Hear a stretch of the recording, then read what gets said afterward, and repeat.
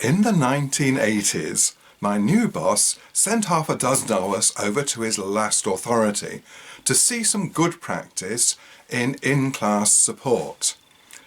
They talked to us quite a lot, but they did let us see one lesson. Oh, it was rubbish. It should have been wonderful. It was one of my favourite lessons, the introduction to oxygen. You know, where you light a match, blow it out, pop it in the oxygen, and it lights itself again. So it should have been fantastic. We got there about halfway through the lesson, and by that time they'd split the class. The top set with the class teacher and the EAL children and everybody else with the support teacher. He had about 10 children with him. And they were struggling with a worksheet that he'd made for them.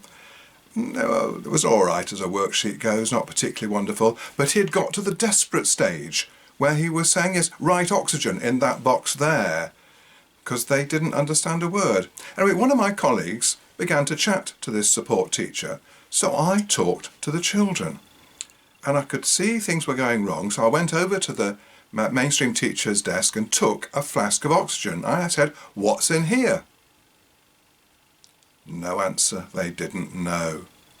So that first thing that told me was that this support teacher didn't have any good language aims. I mean, the simplest aim of all is that every child would know the word oxygen. I mean, that's what the lesson was all about. And of course you can make up aims like that if you go into a lesson unprepared, as support teachers often have to. But no, he hadn't focused on that one word or anything else. Now personally I'd have had two aims, certainly the word oxygen and of the names of the objects that are used around there, but also the simple past tense, where we lit the match, we blew out the match, we put the match in the oxygen, and so on. Anyway, they didn't know what was there. So I did the demonstration again, lit the match, and I asked a child to blow it out, popped it in, it lit. Now, I was aware that hardly any of the group were really concentrating on what I was doing.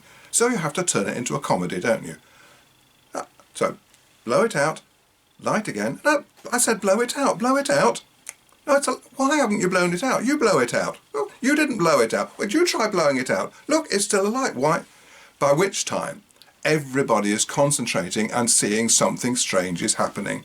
At that point, you could begin to talk about the special gas that's in there called oxygen and so on. Right, so easy. But the fundamentals of EAL teaching are, one, know what you're talking about, i.e. a language aim, and the next one is make sure it's contextualized for understanding. Do the children understand the words? Have you demonstrated them to them? Do they really know what you're talking about?